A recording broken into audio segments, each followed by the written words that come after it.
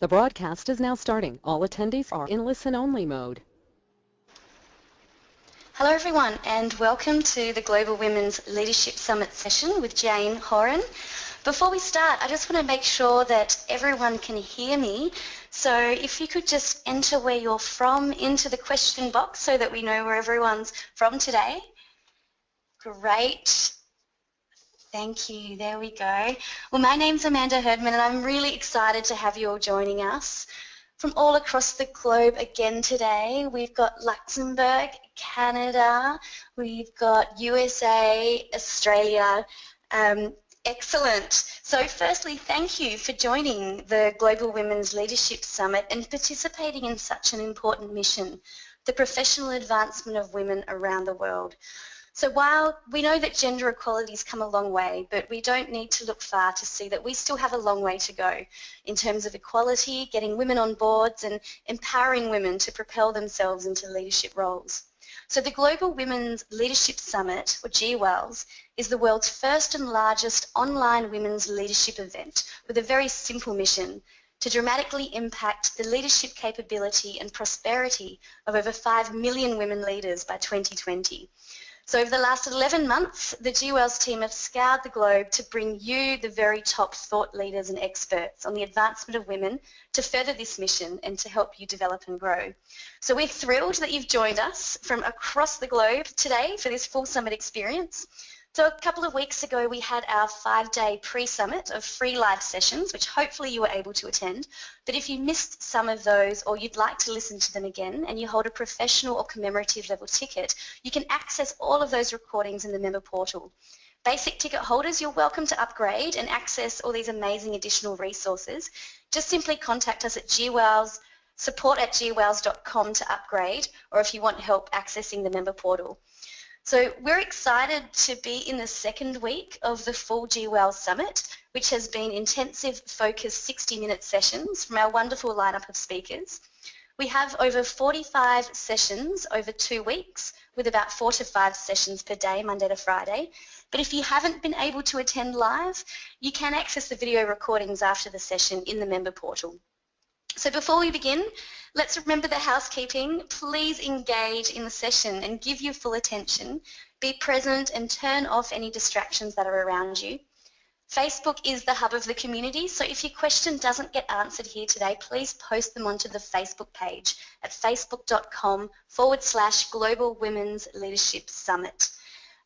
If you do have questions though, we encourage you to type them into the questions box. Jane loves questions and so do we, and we're going to get to as many as we can today. So please just type them in as you think of them and I'll communicate those to Jane throughout the session. Finally, let's make our time together count. So as you're listening to the presentation, listen for that one thing that you can apply in action in the next 24 hours to make a difference to you. So look, I'm really excited to have Jane Horan with us today. Jane's an internationally recognised speaker and author of I Wish I'd Known That Earlier in My Career, The Power of Positive Workplace Politics. It's a business book used by corporate universities and career coaches globally. She's also the author of How Asian Women Lead, Lessons for Global Corporations, based on her doctoral research using storytelling to show new perspectives on the future of leadership and careers. Her next book, Career Your Way, will be published next year. Jane's written articles on women leaders, office politics and career transitions from Bloomberg Businessweek, Human Resource Review, Quartz, The Economist Intelligence Unit, South China Morning Post, Straits Times and lots of other publications. Jane's got over 20 years experience consulting with numerous organisations to build inclusive and engaged workplaces. Through her advisory work, coaching and workshops, and by recognising what matters most to succeed, Jane provides both sound advice and practical tools to help organisations retain and engage talent. She's a senior fellow with the Conference Board. She's lectured in the Lee Kuan Yew School of Public Policy at the National University of Singapore, Chinese University of Hong Kong, and Singapore Management University. She's lived, worked and studied in the US, China and Hong Kong, and holds an educational doctorate from Bristol University, and she now lives in Singapore. So I'm very much looking forward to hearing all about this. So I'm going to hand you over to Jane. Thank you for joining us and welcome. Thank you, Amanda. I'm delighted to be here. This is my second time at the G Wells Conference. I want to start out by asking everybody to kind of imagine the future. So let's imagine for 1 minute we're attending the G Wells Conference in 2018. And our discussion focuses on the incredible innovations coming from our gender equal organizations. We're no longer talking about the low percentages because we've achieved 50-50 equality. Is that a big dream or is that a reality? I think it can be a reality. I'm going to share with you, I'm going to take you on a journey of discovery that I found researching women leaders in the Asia Pacific region and actually working with some phenomenal leaders globally. So my talk is going to be in 3 areas. I'm going to look at transformational leadership, and I'd like to actually give you a heads up that I'd love for you to type in, what's your definition of transformational leadership? I'm going to look at some of the areas that I found with women that I interviewed and end it on, how do you build a career that you want? How do you find meaning in your careers? I was raised in the U.S., but I started my career in China, and I've worked for family-run organizations. And here's what would happen. I was in human resources and talent management, and sitting in those talent management meetings, which you're probably all aware of, right, I would hear things like, those are those meetings where some careers are developed, some careers move ahead, and sometimes some careers are derailed. So as I sat in these meetings, what I would hear things like, oh, she's not visible, or I'm not so certain who that person is, or I think Miss Smith needs more development. And there was never really any substance underneath those comments, and I would ask why. And there was a huge focus on visibility and connected networks. In our globally connected organizations, it's hard to know who's who, and it's even more challenging to know what people do, right? And I thought all the leaders that were being passed over, and I hate to say this, but a lot of times it was women that I noticed. I thought they had it all. Some were PhDs from Harvard or Oxford or some of the best universities around the world, running great teams, great with numbers. But instead they were passed over, and I wanted to find out how women navigated these complex organizations. So that's when I decided to go back to school and study for an educational doctorate. I taught leadership development at many multinationals for years, but something wasn't working. There was a disconnect. Went back to school, and at the same time, it was right before the global financial crisis, but there were some things happening in global organizations that I thought, you know what we need for the future is a moral leadership. And so I started looking for anything related to ethics and morals in leadership. And every time I would go looking for this, it came back to transformational leadership. So let me ask you, what does transformational leadership mean to you? We do have a couple of comments here, Jane, around leaders who inspire change or improvement, a leader who creates change. We've got transformational leadership, a person that can affect change. Absolutely. So it's great to get some common ground on that. These leaders are what I found is exactly what you were saying, is to be able to inspire change, but more importantly, these are leaders that take the moral high ground. There's a concern for relationships and deeper commitments to drive change. So I was trying to find, when you study transformational leadership, everything leads you back to James McGregor Burns, who sadly enough just passed away earlier this year. James McGregor Burns, I think, was 94 or 95. And he wrote the seminal book on transformational leadership. But his focus was really on politics. And the fascinating thing about James McGregor Burns is he said, leadership is the most observed and least understood phenomena on Earth. That was in 1978. So can you imagine now the complexities inside our organizations, our global organizations, more women entering the workforce, more women moving up to leadership roles. We don't really understand what leadership is.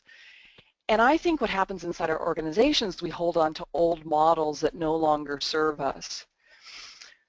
So I started looking into the transformational leadership, and what I found is what Burns said is it's a step ahead of others, operate on a higher playing field, understand their own needs and values, but also understand the needs of their followers. Sort of a symbiotic relationship where both leader and follower grow. And to me, this was incredibly powerful and something that was needed for our 21st century organizations. And as I started reading more about these, what happened was I felt they were very feminine values. And I'm going to share with you some of the things that the values that I found. But I wanted to find out if anybody connected the dots between transformational leadership and women. And I found Alice Eagley. Alice Eagley has been doing gender research in psychology and in leadership for probably 2 decades now. She's at Northwestern University. And what was powerful is she quantitatively linked women to transformational leadership. She's done extensive research in this, and her latest book is called Through the Labyrinth, discussing the challenges and opportunities for women inside organizations. So she conducted this study and found that female leaders were more transformational than male leaders. So here's the values that I found. I'm not going to use the academic ones, but I can tell you that if you want. What I found was transformational leaders were participative and collaborative. They built relationships and deep commitments to drive change, exactly what you said. They were concerned about profit and loss, but they were also concerned about the impact on the community. And this, to me, was what I found were very feminine values. So not only did Alice find that women were scored higher, she found actually in a particular area that women scored higher than men. And I'm going to use the term that she uses. She found that women scored higher on individualized consideration. And you think, what is this? And when you dig down deeper, and actually even Alice writes about this, it's about using a coaching style of leadership. So the ability to coach and understand followers. When asked women about their style of leadership, this is in Eagley's research, they came back with, they ascribed power to personal characteristics such as charisma, interpersonal skills, hard work, and personal contacts, and getting individuals to transform their own self-interest into the interest of the group through concern for a broader goal. Really, who wouldn't want to work for a leader like that, right? So I thought this was I wrote a paper on this and in my graduate school, and the professor tapped me on my shoulder and said, this is what you should do your research on. And I thought, you're right, this is exactly what I should do my research on. And I actually really thought that everybody knew this. So I'm constantly beating the drum, talking to organizations, this is what we need to start looking for inside our organizations. The other thing that was incredibly powerful with Eagley's research is not only did she find that the link to women, but she found that organizations having transformational leaders across the organization, so it doesn't necessarily have to be just only the person at the top, drives higher performance.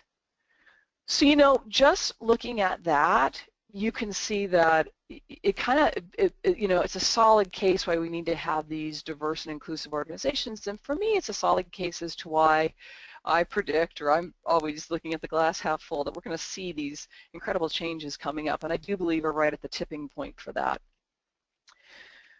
Going back and doing more research on looking at inclusive organizations and writing my dissertation, one of the things that I want to point out that's incredibly powerful is I actually need to make this point. Not all women are transformational, and it's not to say that men are not transformational. Transformational leadership is androgynous, so it brings out the best in both men and women. And this is what Eagley writes about. And this is what I think we need to focus on, is this inclusiveness in organization, not one or the other.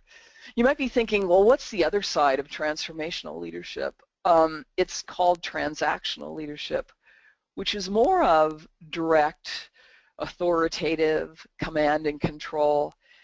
And I'm going to go out on a limb here, but I think sometimes we look at that in leadership competency models of a more that style of leadership. The reality is both styles of leadership are needed inside organizations. Transformational leadership, the big picture, getting people to move along, and the transactional part of it. Just the same that we both need men and women inside organizations. So for me, this was incredibly powerful, and I started looking at more research, and I want to talk a little bit about building these inclusive organizations. So when I started pulling together my research on women, I uncovered research by MIT and Carnegie Mellon on the benefits of diverse teams. And you know, you would think this research has been done over and over again. Like, we all know the benefits of diverse teams, right?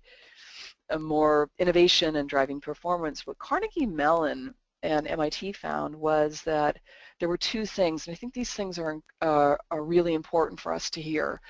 One is that it was women that made a difference on the teams, and they found that women, having women on the team and being inclusive, not just having women on the teams, is that they had one area that they found. By the way, they weren't looking at gender, they were just looking at diversity on teams, but they found that women brought with them what's called social sensitivity.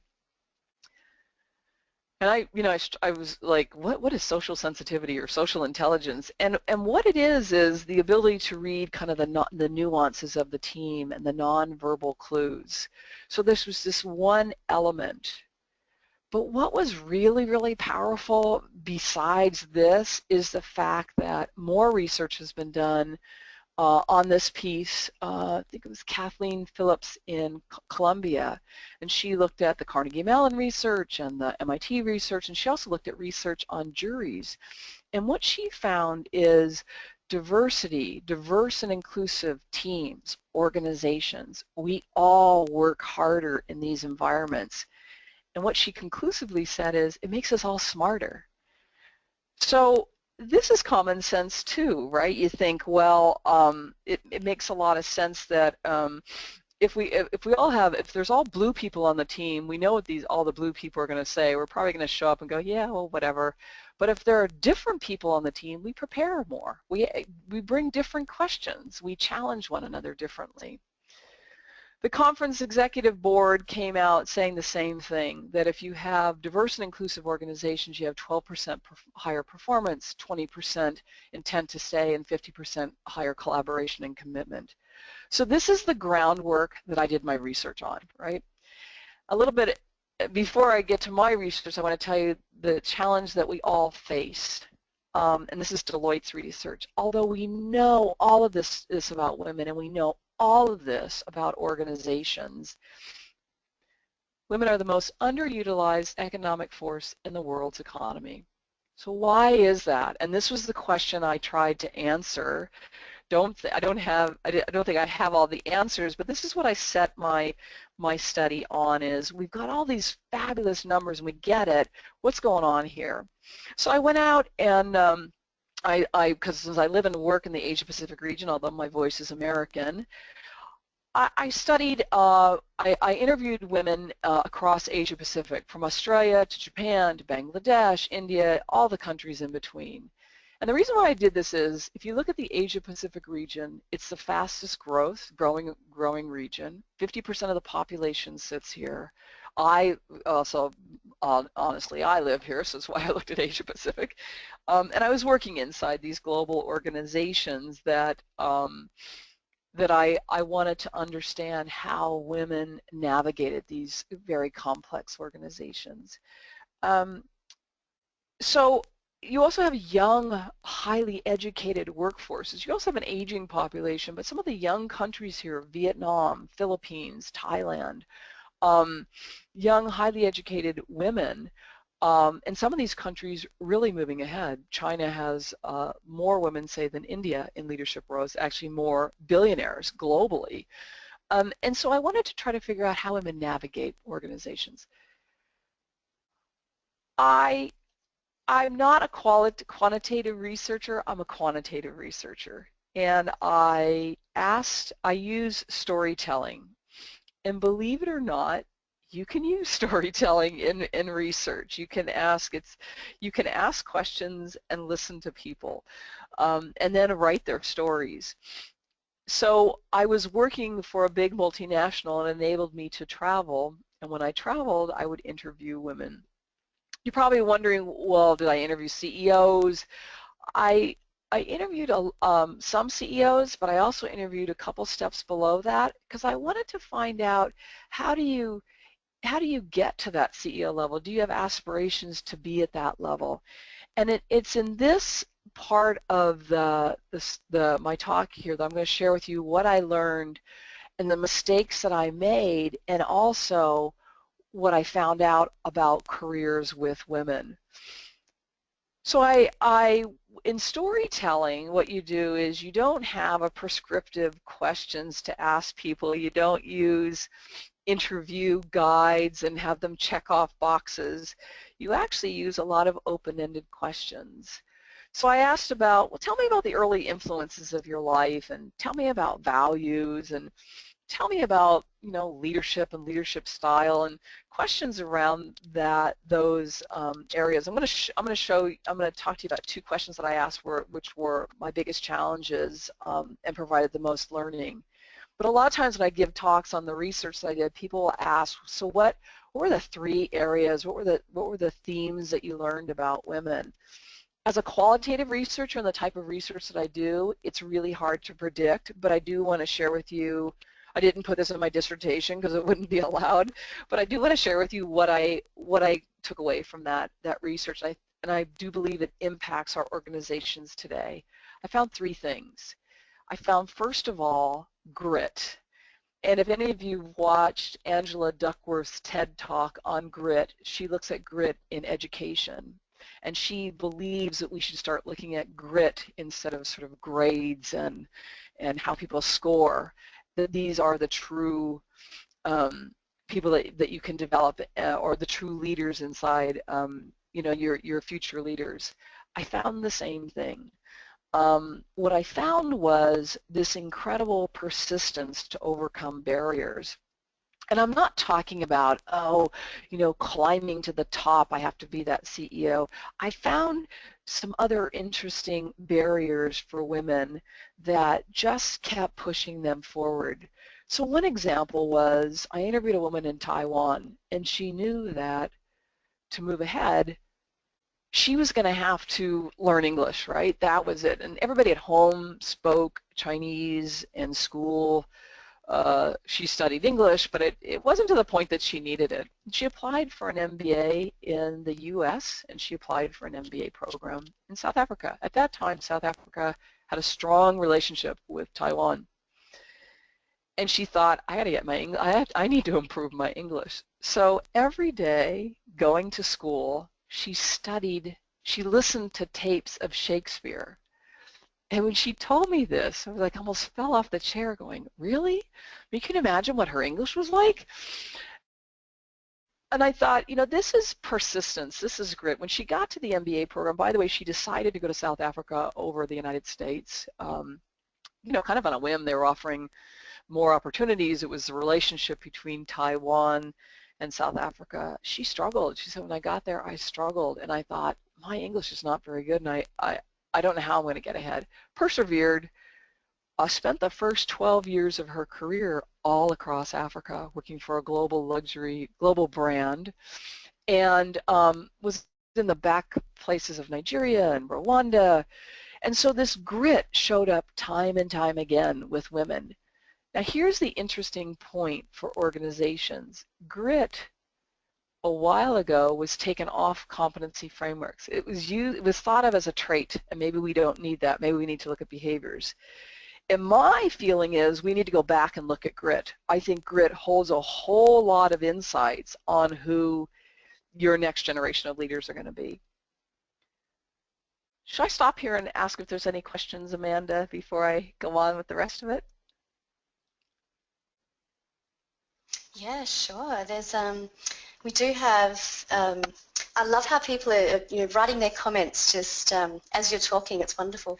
Leela has just said that she loves hearing you speak of feminine values, and she says that, and that women are more in touch with this side of their values. And she said it shows just how much men's empowerment we need, and how much we're missing that in our actions and advocacies.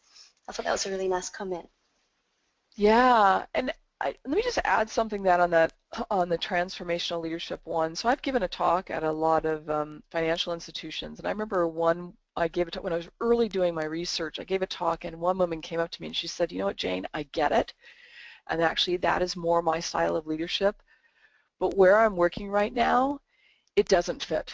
Like I wouldn't be successful if I use that style." And another woman said, "If you came to our organization and gave this talk, everybody would shut down," which I think is kind of a sad thing to say, because quite honestly, if any of you, and I think we all have worked under transformational leaders, these are the leaders that get you to do much more than you thought you could do, right? So, and it does have a very strong feminine value to it.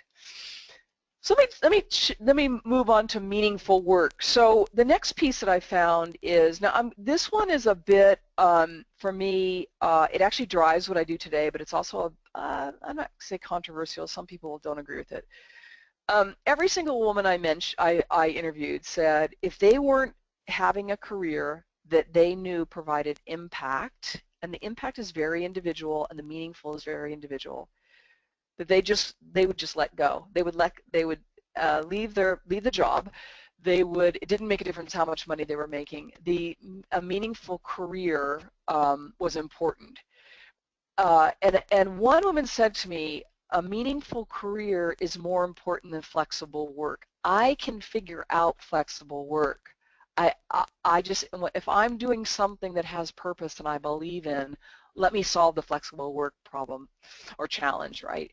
Now, if we look at Gail Sheehy's talk and Gail Sheehy's wonderful work with stages of life, these women were mid-career, mid-life, right? So they weren't just starting out, and maybe, I've gotten pushbacks from other women on this, maybe it's different if you're first starting out.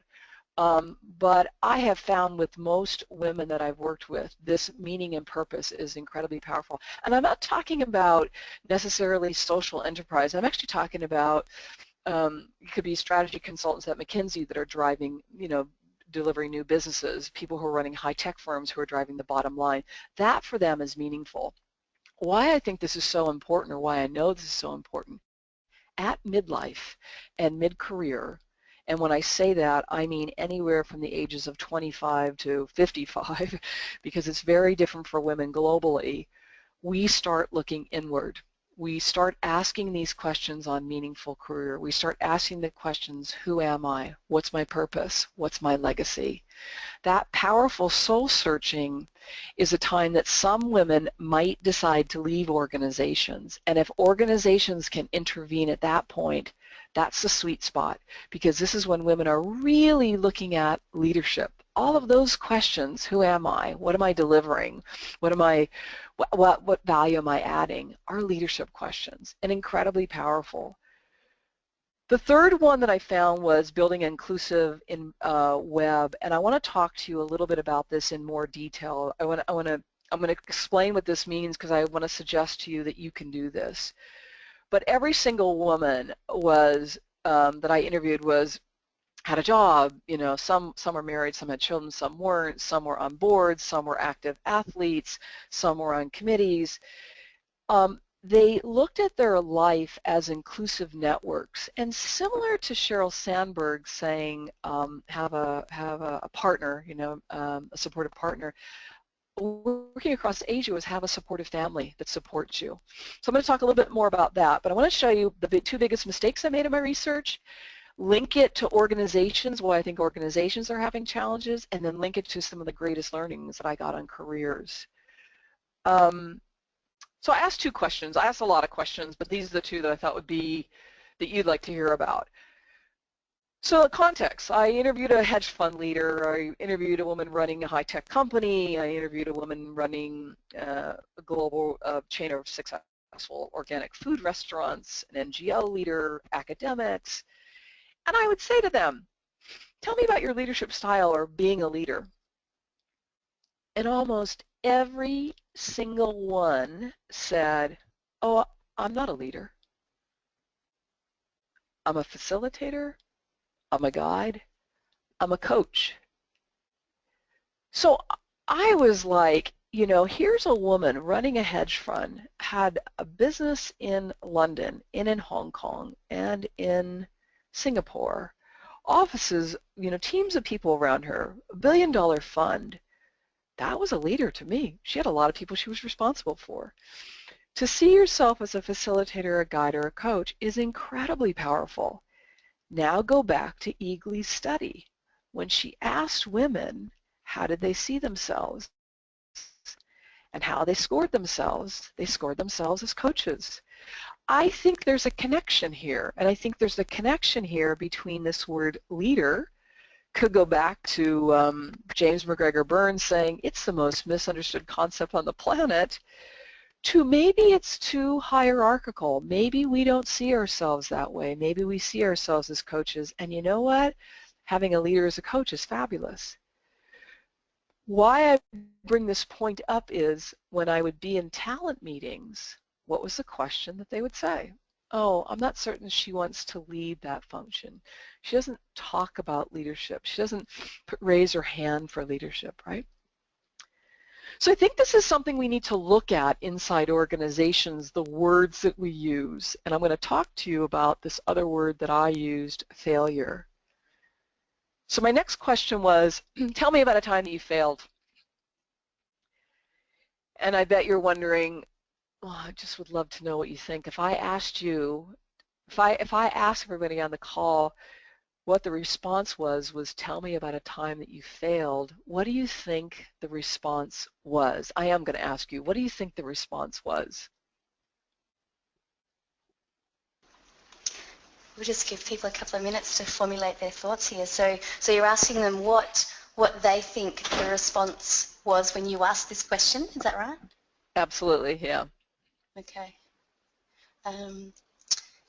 We've had one so far. Maybe the response was, I can't remember. That's a good one, yeah. Here's the, I think I did have that as an answer, you're right. Majority would be dead silence, nobody would answer, or it would be, I've never failed at anything. And when I've told this story to people, they were shocked and they would say, oh my gosh, how arrogant. But if you think about it, it actually really wasn't. And I want to bring a cultural piece in here. This is a cultural difference. So failure is discussed broadly in the United States. Failure is discussed in literature leadership by Howard Gardner, and he wrote a book called The Leading Minds about failure and resilience. So it wasn't that these women hadn't failed. It's the fact that I was a researcher. Why are you going to talk to somebody outside of your circle or your family about a setback, right? So here's the challenge that I find, that this was my mistake. I thought I was multicultural, and I thought I understood the cultures all across Asia. That question is a very it's a very American way of viewing things, right? Even though there's lots of research and on leadership and failure and resistance, it predominantly comes out of the United States and the UK. A lot of the leadership theories do. So for me, this was unconscious bias. And it's something that I write about a lot, and I know it's a really popular subject, and it is really, really important. I didn't know it. I didn't consciously do this, just the same that unconsciously sometimes we pass people over for promotions at work because we don't realize we're doing it. So I grappled with this issue in my book, How Asian Women Lead, and I wrote a lot on unconscious bias, and I understand what happens inside organizations. I started doing the same things that I saw at those talent meetings. So when the women didn't answer or quiet, what did I do? I took a step back and I asked the question again, maybe using a different way. And again, complete silence. So that was a real wake-up call for me, and I firmly do believe in the unconscious bias piece, and I think that is so unconscious we don't understand it until someone brings it to our attention. But this failure was an incredible, incredible learning for me. So here's what happened. 3 years. So I studied when I interviewed over 50 women, but I followed 6 women for 3 years. And I wrote stories about 4. It was part of my dissertation requirement. I could only write about 4. And it was really hard to let go of the 2 others. So I went back to my desk and I'm thinking, okay, this failure question is not working. What am I going to do? And honestly, I really was about to throw in the towel on my dissertation thinking, what am I going to do? Because this to me was the linchpin. And notice I'm saying me, this was all, that research wasn't, I mean, yes, you're part of your research, but it was about them. So I had to take a step back and think with this jar and piles of words and hours of recordings and go, what is this all about? So I started looking back on the lives of women. And what I found was there were things that happened in their lives, pivotal events that shaped who they were today. And this was incredibly powerful for me. So there was one woman from a Chinese origin living in Malaysia, and came from quite a large family, and at a young age her father died. And typically in this family, this was 40, 50 years ago, the sons would have been catapulted or the father would have been, the breadwinner, right? At a very young age, her mother positioned her to be the leader of the family. And until this day, she supports everyone in that family and feels so strongly and knows this leadership role. And I traced it through her time in high school, her time in college, her time in sports, and followed this link to see where she is today. Another woman was, her whole life she loved to cook, and she started these organic food restaurants. And this is what she thought she wanted to do. She wanted to give back and give people food, and she was really passionate about this. And actually organic food was her real passion, healthy food. And she developed a hand disease in the middle of running these string of popular restaurants. And the doctor said, you can't cook anymore. Completely devastated. And looked at her hands and said, what are you trying to tell me? And it was at that moment that she decided to start an NGO. And she now runs an NGO, which is also giving back. But I mapped the piece of her life and found that from the very beginning, this is what she wanted to do. She actually wanted to eradicate poverty. Really big, audacious goal, right? So I went back to all the women and I rewrote their stories and I started seeing pivotal events in their lives. And I sent the stories back to all of them. And the chef called me one day and she said, you know me better than I know myself, which is a really nice comment to make, right? But here's the point. You've all had these pivotal events. You can think about your first job, or you can think about, oh, maybe I applied to law school, but I decided to go to business school, or I decided not to take that job and I did this, or when you met a partner, when you had a child, a family event, whatever. These pivotal events are yours, and the meaningful careers are yours. So I'm often brought into organizations to find out, now I coach women to move into leadership roles, really talented women. And when I get into organizations, so I'm going to ask you this question too. I'll say, they'll say, I'm glad you're here and I don't want to be here anymore, which is a challenge for me because I'm not brought in to get women to leave. I'm brought in to get women to stay and to move ahead. So if I ask that question, what is it that you really, really want to do? What do you think the response is?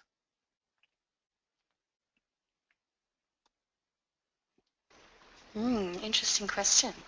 We'll wait for people's thoughts. I think mine, after what you've been saying and the thoughts that have gone through my mind, it would be to make a difference or to feel fulfilled. That's what I would think. Yeah, that's a good one. To That's fix usually something.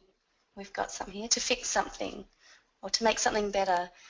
Maybe people would say they want to be heard and their ideas value. So yeah, to make a difference. Yeah. Yeah. you know, what's funny is I think those are great responses, and you would think that that this should be the natural reaction, but what I usually hear is, I don't know. I don't know what I want to do, but I know I don't want to be here.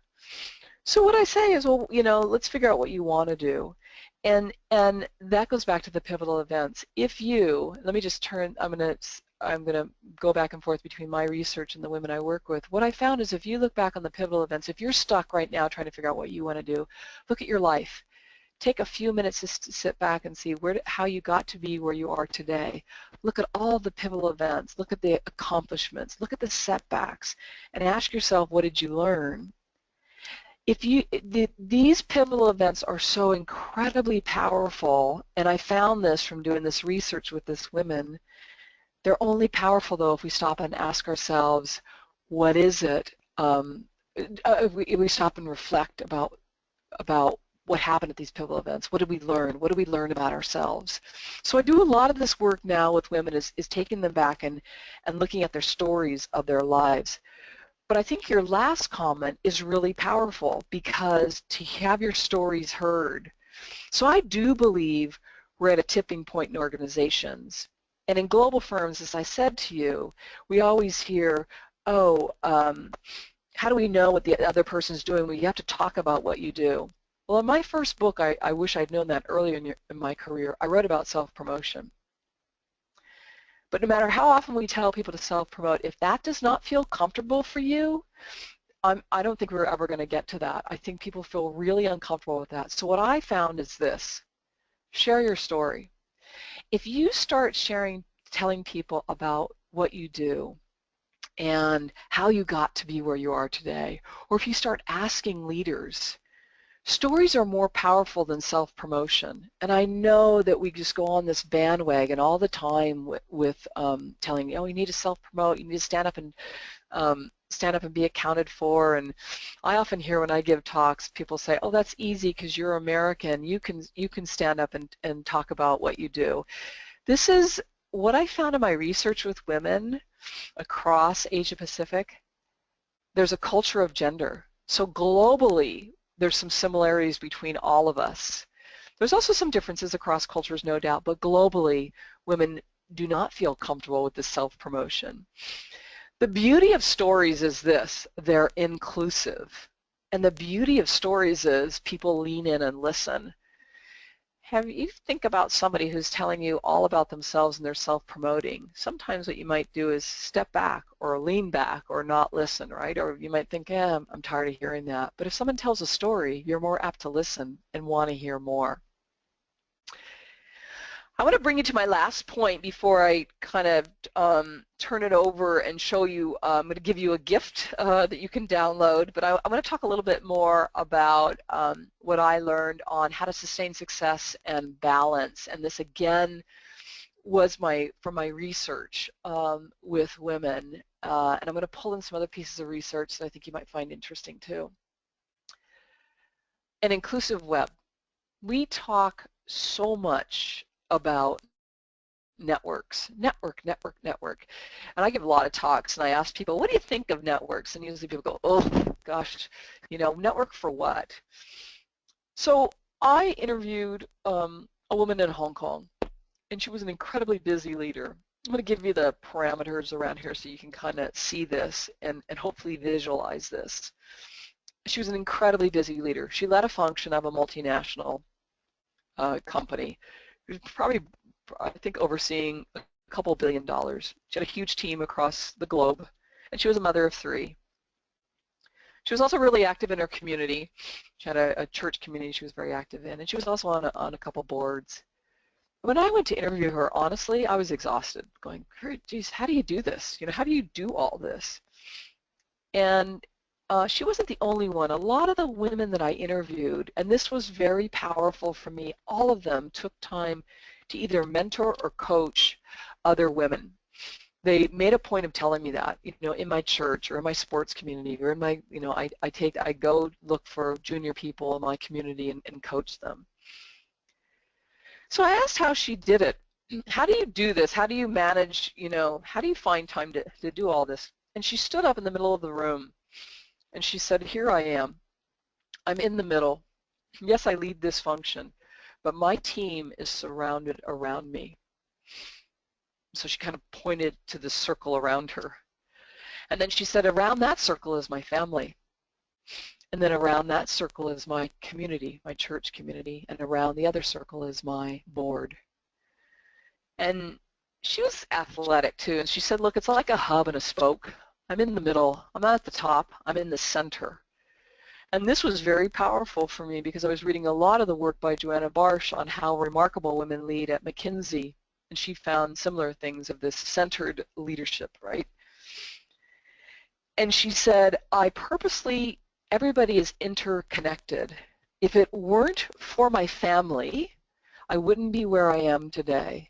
And if one piece is off, the whole web is out of place. So I make certain that this web is connected and it provides balance. It sustained her success and it maintained her balance.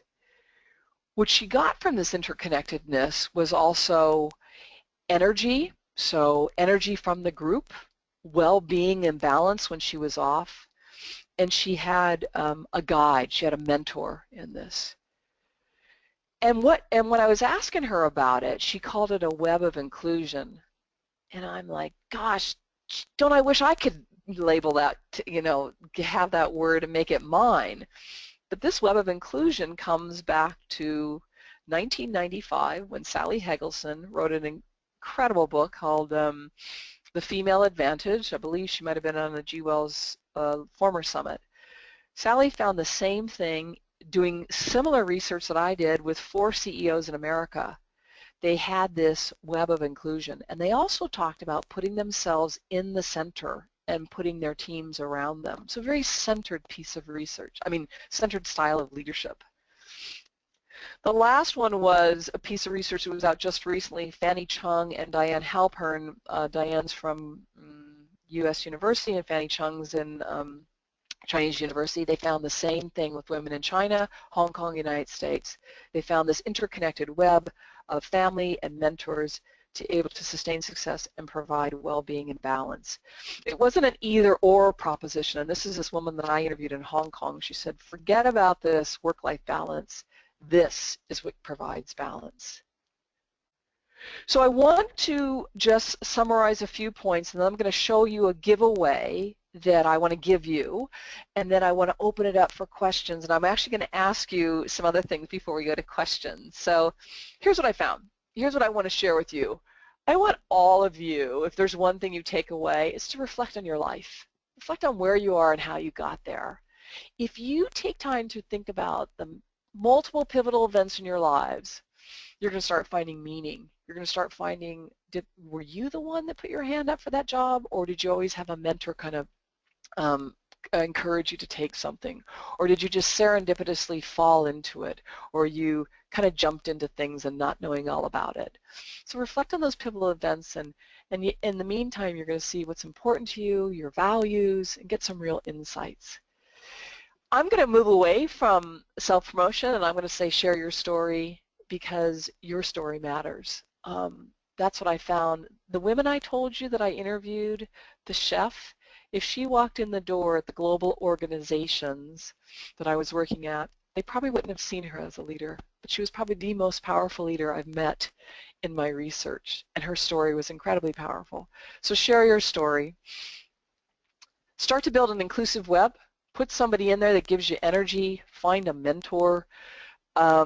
And that mentor, for the women that I interviewed, a mentor could have been the woman I interviewed in Taiwan. Her mentor was her grandmother. At 94 years old, she called her grandmother whenever she needed advice. So mentors are different things for different people. Energy could be a partner. Energy could be somebody at work. And then I want you to create a career your way. And I'm going to show you what this means and have you take it and as a takeaway for being on the call with me today. Based on my research and all the work I've done with women and men, I created this career manifesto. I think you can build it. I'm not going to read the whole thing for you. You can take it and download it. But I firmly believe that you can build a career your way. And I firmly believe that you have all the answers inside you. just take stock of who you are and what matters most to you. That's what you need to succeed. So I talk about share your story and what you know, invest in relationships, and when you share your story and what you know, it's about nourishing your community. People want to know what you know, so share it. I'm going to turn it over to questions, but here's what I would love to ask you for. Please ask me any questions you want about the research and what I've learned, and but I'd love to hear one insight from you, or what you learned in this talk that you're going to take away and use tomorrow, or what action you're going to take. So I'm going to turn it over to you and let you know that that career manifesto is on that site, and on the site, and it's in Spanish and Chinese and English, so 3 different languages for you. So thank you very much. Wow, that's fantastic. Thank you, Jane. A lot of the comments that have come up so far have been around how it's funny how women tend to not think they're leaders, you know, because of it, maybe society's definition of what a leader has always been. And I know personally in the past I've struggled to be both vulnerable and also to show my strengths, and there's been a fear of either of those scenarios. And there's a lot of comments there just saying, you know, it's amazing how we want to look ahead, but then we don't know where we're heading. And for young women to believe in themselves more and not in the knight in shining armour to come and save them. And we've also got fascinating that the women's characteristics are so well suited to leadership, which is absolutely true. It's what you've been saying. We do have a question here. What are some practical tips to start expanding my network and build an inclusive web? So what would you recommend, Jane? I would recommend finding, you know, there's all this talk on kind of mentors and things like that. I know I give a lot of talks and people say, oh, you know, we don't have a mentoring program at my work or whatever. I would actually find somebody who you think either embodies leadership or who you want to be or think is really smart or whatever, and reach out and connect with that person and do exactly what I did, is find their story and get insights from them, grab a coffee, or it was by phone or email. So find a mentor or a guide. Honestly, every single woman I interviewed and all the research, both men and women, point to having an informal mentor is it. I'd also find somebody that you can confide in that provides energy. You know, for those days that you're thinking, oh God, I've really had one of those really bad days, that somebody who brings you back and encourages you and brings out the best in you. Trying to think, I'd also find somebody who's incredibly connected. There was I think one of the talks that I either listened to talked about building connections, but find somebody who's really connected that particularly if you're more prone, if you don't like to reach out and build a network and you're more prone to preferences for introversion. I always have a lot of questions from people who are introverts saying, oh, can I build a network? Sure you can. You know, it's just one-on-one relationships, and connectors are very valuable because they know what's going on inside the organization and they can spread your story for you. So those would be that's how I'd start, just reaching out, finding somebody to talk to. And you don't have to say, oh, can you be my mentor? You can just continue to ask the person, can I keep calling you for advice? And most leaders will definitely be there for advice. Well, that's fantastic, thank you. We've had a couple of comments. Gabriella has said that telling her story has been so powerful for her. She said it really works. She doesn't promote herself intentionally, but it seems that helps other people notice her even though she's so young, and leaders especially take notice through the storytelling. We've got people here just saying thank you for your insights and for your research. It was so useful. Denise has said, thank you. I think on reflection that I didn't realise how much my father has influenced me to be a leader in some way. He's 80 now, but I think he was an early promoter of women in business to lead, and then translated this ethic to inspire his 5 daughters to be leaders in their own way, in their own life. That's just great. Wow. Let me just say 2 remarks on that. First of all, Gabriella, for the story, thank you for sharing that, because I really do believe telling stories is people will sit up and listen. And the beauty of stories is they're so inclusive, right? And the beauty of stories is we learn through stories. And so if you have a gift of telling stories, please keep doing it. And the other comment on fathers, here's a little interesting insight that I learned. And so I'm a qualitative researcher, but when I was interviewing women, I asked that question of who was the early influence on you and in your careers, right? Or who was your early influence? And the majority of women said mothers. Now, pardon me, this was in a lot of technology. So a lot of women from IT that I interviewed said mom, mom, mom. Then when I got to banks, investment banks, it was always fathers. My father influenced me. So I'm a qualitative researcher. I can't put that down as, I can't quantitatively say if that works. But then I met another researcher in Malaysia who did the same study across the Middle East and Asia, and she found the same thing. The mothers were technology and fathers were influenced daughters to go into banking. So I think that's really interesting that I love that story on your father being in his 80s and being a huge influence on you. I think that's great. Wow, that's fantastic. Thank you. Um, so, well, you wrote that book about you wish you'd known that earlier in your career. What would be that one piece of advice that you could give your younger self earlier in your career, knowing what you know now? Oh gosh, it's exactly kind of what I'd say build a network, absolutely. Instead of self-promotion, tell your story, share what you know. It's exactly what I talk about in the Career Manifesto. And the other thing too is start taking time to reflect on you. I think sometimes I found with women is we multitask, we've got so much stuff going on that we don't take time to think about ourselves. And I think that's why when I go to coach women, they say, oh God, I'm so glad you're here. I don't want to do this anymore. It's not what I found with the women who said that. It wasn't that, actually. They just needed someone to listen to them and kind of reflect on what they wanted to do. So I really feel this power of reflection and looking back on our lives and seeing all that we have accomplished is a way to figure out the path forward. I think somebody mentioned that about the path forward. It's going to be ups and downs. It's not going to be a straight line, but if you get connected with who you really are, it's all going to make sense when jobs or positions are offered to you, which one to take. So build a network, share what you do, and take time to reflect and think about yourself. That's great advice, thank you. There is a comment here that I've just seen, a great comment from Leela. She said, thank you very much. I feel like I've been listening to a wonderful and uplifting symphony. And I agree as well. I've been sitting here just writing notes and just going, oh, yeah, this is great. This is just such good advice.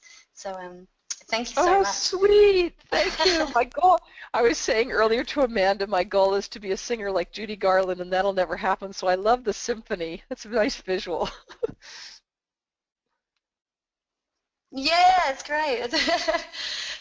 You did mention earlier, and we do have a couple of minutes left, that when you were talking about storytelling and asking open questions, I'd like to know what questions you've found to be the most powerful. Asking women their questions. One of the most powerful. Early influences and values were probably the most powerful. The story on leaders, I told you, didn't really work. The story on failure didn't really work. I think that was it. The influences and values. And the thing with my research, the academic word for it is cross-cultural narrative inquiry. So what you do is you have to let the story tell itself. So you have kind of questions that you ask, but it's almost like even a facilitation or a coaching. As the story unravels, you probe deeper. So I wouldn't say there was one in specific that stood out for me, but just sitting and listening to people's stories was incredibly cathartic for them. And this is another thing I'd give a piece of advice to about building your network. Sometimes it's not always about you. Sometimes it's just listening to the other person in your network. Tell me a little bit about yourself. Tell me a little bit about how you got to be where you are today. Tell me about your early influences and values. Tell me about some setbacks you had and how you overcame it. Tell me about the best leader you ever worked for. Those are really powerful stories that come out, and people all want to tell you their stories. So I would say, for all of us to do that when we're building a network is to reach out and find people's stories and just sit and listen, because you're going to find some remarkable insights. And even doing that, you find a lot out about yourself. So I teach storytelling inside organizations now, and it's remarkable what comes out of people's lives. Well, that's really great advice. Yeah, asking people to share their stories, and we can certainly learn a lot about other people. Thank you so much, Jane. I've not only have I taken notes, I've actually got my highlighter out, and the things I've highlighted have been the term inclusive organisations. I love that term. We talk about gender equality and things like that, but inclusive organisations just has a better visual for me, and the web of inclusion and creating your career your way, and there's so many comments I've got here, and we've got so many thank yous that people have typed into the question box. So honestly, thank you so much. And for everyone, please post any additional questions that you think of after this talk for Jane on the G Wells Facebook page or within the LinkedIn group. Before we end the session, Jane, do you have a final comment that you want to leave us with for today? I think that I really want to thank everybody for listening, and I don't know if you could tell, but I feel really passionate about this. I do believe that you can find a career that you want your way. I do believe that I don't believe a lot of the stuff that comes out about the confidence with women. I think you're all incredibly confident. It's just that sometimes organizations don't see this. So I just say believe in yourself and do what you want to do what you need to do what works for you. And I firmly believe that little visualization we had in the very beginning when I said, imagine in 2018 we're at GWALS and we've got a 50-50 equality split. I think we're headed in that direction. Just all of you need to keep sharing your story and enjoying the dance. Wonderful advice. Thank you so much. And I'm sure we are headed that way. I think you've inspired us all today. So thank you so much, Jane. Thank you for your time. And thank you, everyone, for joining us on the call today. So thanks once again. Thank you. Good night. Okay. Bye. Bye.